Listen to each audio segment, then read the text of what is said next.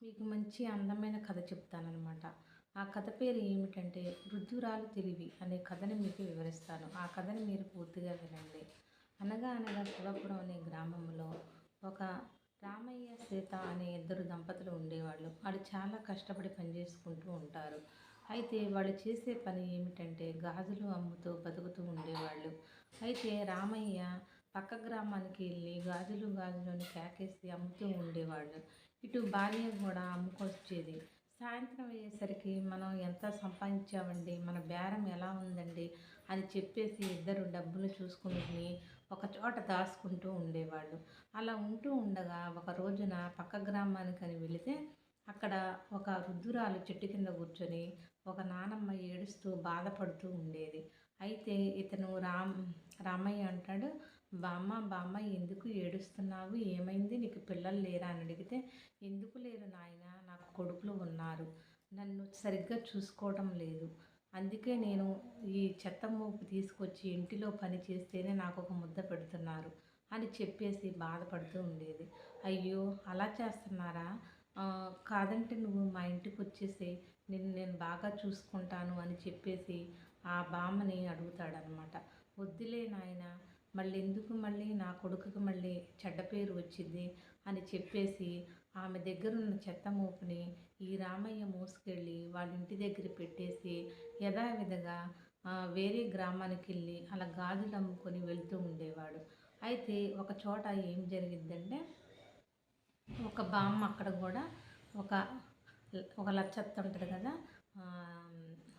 రామయ్య ఒకసారి మా అత్తకి గాజులు అంటే అని చెప్పేసానంటే అక్కడికి వెళ్ళి నీ మళ్ళీ వేరే పక్క గ్రామానికి వెళ్ళి అలా గాజులు అమ్ముకోవడానికి వెళ్తూ ఉంటే ఒక ఆవిడ పిలిచి మా అత్తయ్యకి అని చెప్పేసి అంటదనమాట. సర్లేని వెళ్ళిన తర్వాత, అమ్మ నిజంగానే మీ అత్తయ్యని రోజు నేను వచ్చినప్పుడల్లా వేసి వెళ్తూ ఉంటాను అని చెప్పేసి అనంటే ఆ ఊరి మొత్తానికి ఈ రామయ్య అంటే చాలా అభిమానం అనమాట. ప్రతి ఇంటికి ఇతనే వేస్తూ ఉంటాడు గాజులు అందరికీ, ఆడవాళ్ళకి. అయితే అతను భోజనం తెచ్చుకుంటాడనమాట. తిందామంటే ఎక్కడ చోటు ఉండదు. అక్కడికి వచ్చిన తర్వాత రామయ్య రావయ్య ఇట్లా గాజులే మా అత్తకని చెప్పేసానంటే ఇల్లు వేసిన తర్వాత, అయ్యా నువ్వు భోజనం తిన్నావా అనంటే, లేదత్త తినాలి అనంటే, సరేనయ్యా నేను చేపల కూర ఉండే వేసి పెడతా తినని చెప్పేసి ఆ రామయ్యకి కూడా కొంచెం వేసింది అనమాట. తిన్న తర్వాత ఆమె కొడుకులు సరిగ్గా ఉండరనమాట. ఆవిడ బాధలన్నీ రామయ్యకి చెప్పుకుంటే రామయ్య అంటాడు కదా, మారతారులే అత్త అని చెప్పేసి వెళ్ళిపోతాడు. ఇంటికి వెళ్ళి అది 3 రోజులు గాజులు అమ్ముకొని ఇంటికి వెళ్తాడనమాట. అలా వెళ్ళిన తర్వాత అటు భార్య భర్త ఇద్దరు అమ్ముకున్న ధనాన్ని చాలా కూడబెట్టేశారనమాట. ఇతను మళ్ళీ సరుకంతా అయిపోతే వేరే గ్రామానికి వెళ్ళి పట్టణానికి వెళ్ళి తేవాలంటే అదొక 3 రోజులు పట్టిద్ది అనమాట. భార్య అంటది కదా, అయ్యా మనం ఇంట్లో ఇంత ధనాన్ని నేను దాయలేను, ఎక్కడ జాగ్రత్తగా భద్రపరచు, నేనైతే మాత్రానికి చూసుకోలేను అని చెప్పేసిద్ది అనమాట. ఏం చేయాలో అర్థం కాకుండా ఆ డబ్బుల్ని ఏం చేస్తాడంటే తీసుకువెళ్తూ ఉంటాడనమాట. అక్కడ ఒక షావుకారి ఉంటాడనమాట. అతని దగ్గరికి తీసుకెళ్ళి, ఇవి కొంచెం మా ధనాన్ని మీ ఇంటి దగ్గర దాచుకోండి, నేను పట్టణానికి వెళ్ళి సరుకు తెచ్చుకోవాలి గాజులు అని చెప్పేసిందంటే, అయ్యో ఏదైనా చేయొచ్చు కానీ ఈ డబ్బులు దాయటం కుదరదు రామయ్య అని చెప్పేసి అన్న తర్వాత అతనిది అతనిది సరుకుల షాప్ అనమాట. అయితే ఆ సరుకుల షాప్ దగ్గర అమ్ముతూ ఉంటే పెద్ద మంచి నీతివంతుడిలాగా అంటాడు కదా, అరే కస్టమర్స్ వచ్చినప్పుడు జాగ్రత్తగా చూసుకోవాలి, వాళ్ళు మర్చిపోయినా కూడా మనం పిలిచి ఇవ్వాలి, రేపు వాళ్ళు వచ్చినప్పుడు ఇచ్చేసే వాళ్ళే అని చెప్పేసానంటే, ఆహా ఈ పెద్ద మనిషి చాలా మంచివాడే, మా ధనాన్ని ఆయన దగ్గర ఉంచితే చాలా భద్రంగా ఉంటాయి అని చెప్పేసి అడుగుతాడనమాట. అడిగితే అతను అంటాడు కదా, నేనైతే నీ డబ్బులు చూడను రామయ్య, నీతో నువ్వు మంచివాడివని నాకు తెలుసు కాబట్టి మా ఇంట్లో ఎక్కడైనా సరే గుయ్యి తవ్వి అందులో దాచేసుకుని వెళ్ళు, నువ్వు వచ్చిన తర్వాత యథావిధిగా నీ డబ్బులు నువ్వు తీసుకో అని చెప్పేసి అని అంటాడు. సరేనని చెప్పేసి తనకు నచ్చిన చోట తవ్వి దాచుకొని ఇక భార్యకి చెప్పేసి పట్టణానికి వెళ్తాడు.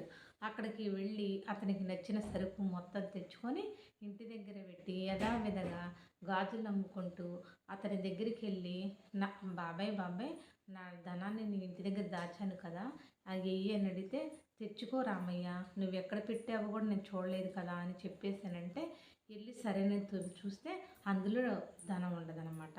లబో దిబో, అమ్మో నేను రూపాయి రూపాయి కష్టపడి కూడబెట్టి దాచుకుంటే నా డబ్బులన్నీ పోయినాయి అని ఏడుస్తూ ఉంటాడనమాట. ఆ పెద్ద ఆయన్ని అడిగితే, నాకేం తెలుసు, నువ్వు పెట్టింది నేను చూడలేదు, నేనైతే నీ ధనాన్ని నేను తీయలేదు రామయ్య అని చెప్పేసి గబాయిస్తాడనమాట. ఇక అప్పుడు లబోదిబని నిరాశ వెళ్తూ ఉంటాడనమాట.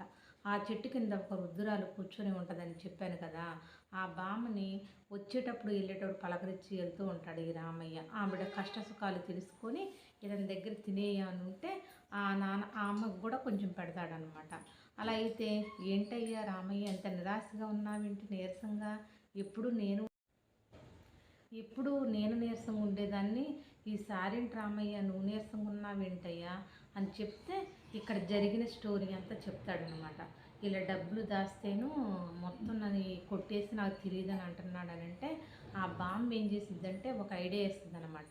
నేను ఒక ఐడియా ఇస్తాను, నువ్వు దాన్ని పాటించమని చెప్పేసి ఆ షావుకారి దగ్గరికి ముందు ఈ బాంబు వెళ్ళిద్ది అనమాట. ఆ బాంబు ఏమని చెప్పిద్దంటే, అతని పేరు లక్ష్మయ్య అనమాట. అయ్యా లక్ష్మయ్య, నేను ఊళ్ళో ఉండట్లేదు, నా కొడుకేమో పట్టణానికి వెళ్ళాడు, మా ముసలాయనేమో నాకు 3 కాసులు పెట్టి తాడు చేయించాడు, ఇది కొంచెం నీ దగ్గర దాయవా, మళ్ళీ నేను తిరిగి వచ్చిన తర్వాత తీసుకుంటాను అని చెప్పేసి అని అంటే, ఆహా ఇది కొట్టేసేయచ్చు నేను అని మనసులో అనుకుంటాడనమాట.